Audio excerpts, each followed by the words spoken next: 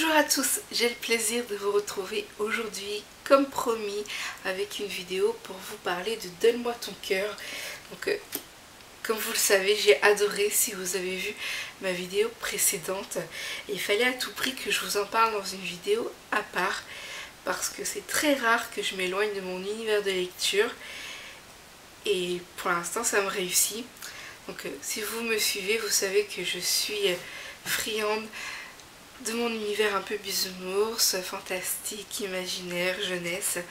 Je m'éloigne très rarement de ce que j'aime lire parce que je suis peureuse et aussi parce que j'ai peur d'être déçue. Alors j'ai plusieurs thrillers qui m'attendent dans la palle, mais voilà, ils attendent dans la palle. Celui-ci, j'ai craqué sur la couverture en premier lieu et du coup ça m'a vraiment incité à le sortir de la palle beaucoup plus vite que les autres. Et j'ai bien fait parce que j'ai juste adoré, ça me fait penser un peu à Défendre Jacob. C'était mon premier vrai thriller adulte et là aussi j'ai été conquise. Ce livre était presque parfait. Et bien celui-ci c'est pareil, il est presque parfait. Il y a juste un petit bémol pour moi qui manque. Mais sinon on approche de la perfection. Bien évidemment je suis très loin d'être une experte en matière de thriller. J'en lis très peu, mais le peu que j'ai lu jusqu'ici me plaît, en tout cas m'a beaucoup plu. Alors, dans ce cas-ci, j'ai adoré le prologue, c'est vraiment une mise en bouche parfaite. Après, c'est vrai que si on adore les animaux, la scène peut être dérangeante, puisqu'on assiste à une torture d'animal, tout simplement. Ce qui m'a plu dans cette scène, c'est qu'on voit déjà la psychologie du tueur. Il est enfant et pour arriver à faire du mal à un animal comme ça volontairement, il faut y aller. Et moi ça me fascine, ça me donne envie de découvrir encore plus sur le tueur et pourquoi il en arrive à de telles extrémités. Ensuite on le retrouve des années plus tard et il y a une série de meurtres qui sévit sur la ville et donc on retrouve des jeunes femmes blondes sportif où il manque un cœur. À chaque fois il manque le cœur. Et j'ai beaucoup apprécié ma rencontre avec l'inspecteur de police parce que c'est un homme tellement humain, tellement sympathique que je n'ai pu que m'attacher à lui en fait. C'était obligé que je m'attache à lui tellement il était sympathique et humain. Et j'ai adoré en fait suivre le déroulement de l'enquête jusqu'au bout parce que c'est tellement bien écrit, c'est fascinant qu'on se prend vite au jeu et jusqu'à presque la fin j'ai eu des doutes quant à savoir qui était le tueur. Après au bout d'un moment c'est prévisible, on s'en doute, néanmoins c'est topissime. Si vous aimez les thrillers, et ben je vous le conseille franchement parce qu'il est bon. Le récit est particulièrement rythmé grâce aux descriptions, grâce aux différents meurtres. Voilà, on est dans une ambiance un peu oppressante. Ceci est dû à cause de l'enquêteur qui en fait se met la pression. Il veut à tout prix attraper le tueur pour plus qu'il y ait de victimes. Et du coup on ressent un peu son angoisse, son stress. Et c'est voilà, que du bonheur, c'est que du bonheur. Alors pour ma part, c'est vrai que je le cataloguerais comme presque parfait. C'est un peu comme Défendre Jacob.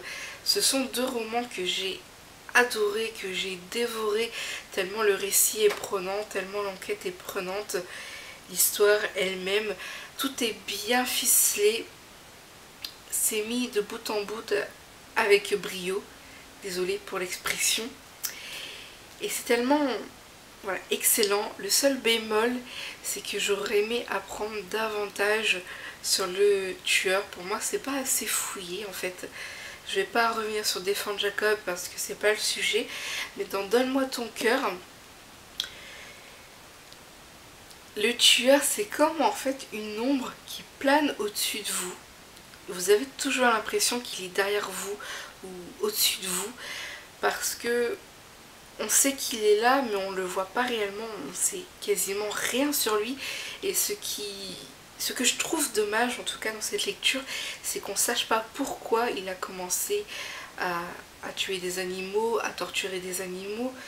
et comment il est arrivé à en venir à des victimes humaines. Donc pour moi il manque vraiment toute cette partie là pour être parfait.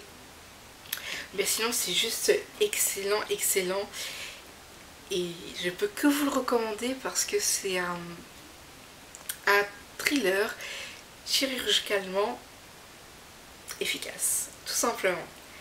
Et il y a des citations derrière, donc un excellent roman, les premières pages m'ont scotché, impossible ensuite de le lâcher. Un thriller maîtrisé de bout en bout, avec brio et intelligence. Franchement, c'est tout à fait ça. Je rejoins les personnes qui sont citées parce que c'est tout à fait ça. Dès que j'ai plongé dans le livre, c'était impossible pour moi de le lâcher, tellement c'était bon, quoi. Donc je l'ai lu quasiment d'une traite. Et dès que je m'éloignais en fait du roman, je ressentais le besoin de revenir dans la lecture parce que c'est si agréable d'être happé, transporté par une histoire, par un récit qui est magnifiquement bien écrit, il faut dire ce qui est. Après bien entendu les goûts et les couleurs, c'est propre à chacun, mais moi je trouve que c'est juste excellent et que je le recommande chaudement parce que des enquêtes comme ça, ça fait toujours du bien. Pas de cauchemar. Au début c'était un peu ma crainte, mais pas eu de cauchemar, donc vraiment que du bonheur, du bonheur, du bonheur.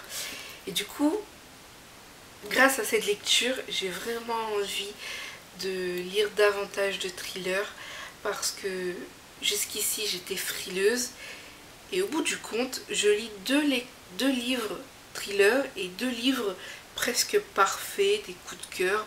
Alors je me dis que finalement peut-être que ce genre serait fait pour moi. En tout cas, j'ai bien l'intention de sortir un livre de Sebastian Fitzek. Donc c'est un auteur allemand qui est apparemment très réputé pour ses livres. Donc j'ai l'intention de poursuivre mon aventure thriller avec cet auteur. Et j'espère être tout aussi charmée, conquise. Bien entendu, je resterai fidèle à mon univers. Mais de temps en temps, des petites apartés ailleurs, ça ne peut pas faire de mal. Surtout quand on se rend compte qu'on dévore le livre et qu'on ne peut pas le lâcher. Et qu'on est tellement happé et prise dans le tourbillon. C'est que c'est excellent. Donc voilà, j'adore. Donc voici pour ma petite revue sur Donne-moi ton cœur. Je peux que vous le recommander parce qu'il est génialissime. Alors je sais que les éditions L'Archipel sortent leur format poche facilement 1 an après les grands formats. Donc s'il vous tente, allez-y, c'est un grand format. Par contre, pour attendre le poche, il faudra, je pense, compter facilement entre 6 mois et 1 an. Mais en tout cas, excellent, excellent. Donc si vous tente, n'hésitez pas à tenter l'aventure et puis à vous forger vous-même votre propre opinion. C'est le meilleur moyen de savoir si on aime ou si on n'aime pas. En tout cas, moi, c'est vrai que je fonctionne comme ça.